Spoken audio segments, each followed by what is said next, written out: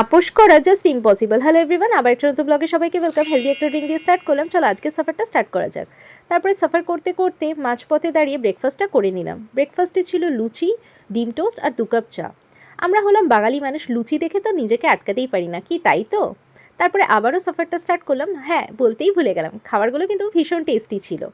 এরপরে এই জায়গায় এসে যদি এইটাই না খেলাম তো এই জায়গাটার অপমান, তো চেস করে প্রথমেই ডাব খেয়ে নিলাম। কি বুঝতে পারছো তো কোথায় যাচ্ছি?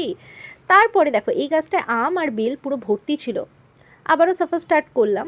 আর তারপরে এই জিনিসটা দেখে তো অনেকেই নাক সিটকাবে, আবার অনেকেরই প্রিয়। আমার তো ভীষণ প্রিয়, বাট পার্টিকুলার এই মাছটা না, আমি লইটা শুটকি খেতে ভীষণ পছন্দ করি। তারপরে দেখো গল্প করতে করতে আমাদের আজকে ডেস্টিনেশন চলে এলো ইন্ডিয়া বিচ রিসর্ট, যেটা ছিল মন্দারমণিতে। প্রথমবার বাইকে এতটা জার্নি করে এলাম। কথায় আছে মঞ্জিল সে সফর আচ্ছা হোনা চাইয়ে। সত্যি কথা বলতে আমাদের দুটোই দারুণ ছিল, সফরও দারুণ ছিল আর মঞ্জিলটা তো দেখেই বুঝতে পারবে, আমার মুখের হাসিটা দেখেই বুঝতে পারবে। এদের প্রাইভেট বিচ, সুইমিং পুল দুটোই ছিল আর জাস্ট ওয়াও ছিল, ম্যানেজমেন্টও খুব ভালো। পরে আসছি ওগুলোতে। তারপরে চলো ছোট্ট করে আমাদের রুম ট্যুরটা দেখে নাও। আর আমার যেটা থাকে, মানে আমি যেইটার সঙ্গে মানে আপোষ করা একদম ইম্পসিবল, কোথাও ঘুরতে গেলে যেখানে থাকবো সেটা আমার ভালো হতে হবে। সেকেন্ডলি খাবার দাবার, প্রত্যেক বাঙালিই আমরা সেটাতেই প্রিফার করি। তো এই যে রুম ট্যুর দিয়ে দিলাম ছোট্ট করে। তো ভীষণই নিট অ্যান্ড ক্লিন দেখতে পাচ্ছ, আর যা যা থাকে সেগুলো তো ছিল। আমার যেটা বেস্ট পার্ট লেগেছে, এই দেখো আমার জানলা দিয়ে তো দেখাই যাচ্ছে পুল আর এদের প্রাইভেট বিচটা, আর ব্যালকনি থেকে কতটা সুন্দর ভিউ জাস্ট দেখতে পাচ্ছ। এরপরেই এই দেখো আমি গিয়ে দেখে নিলাম বাথরুমটা কতটা ক্লিন, সত্যি প্রচণ্ড ক্লিন, আর টয়লেটারিসও ছিল। তো ফ্রেশ হয়ে আমরা চলে গেলাম রেস্টুরেন্টে এদের। তো আমরা ভীষণই সিম্পল মেনু আজকে অর্ডার দিয়েছিলাম, কিন্তু ভীষণই ফেভারিট। ভাত, ডাল, আলু ভাজা আর মাটন, যেটা তো জমিয়ে খাওয়া দাওয়া করলাম।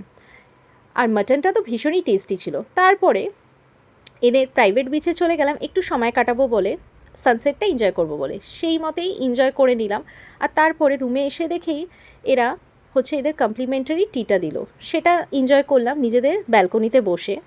এরপরে সুইমিং কস্টিউম পরে সুইমিং পুলে চলে গেলাম, একটুখানি ওখানেও এনজয় করে নিলাম।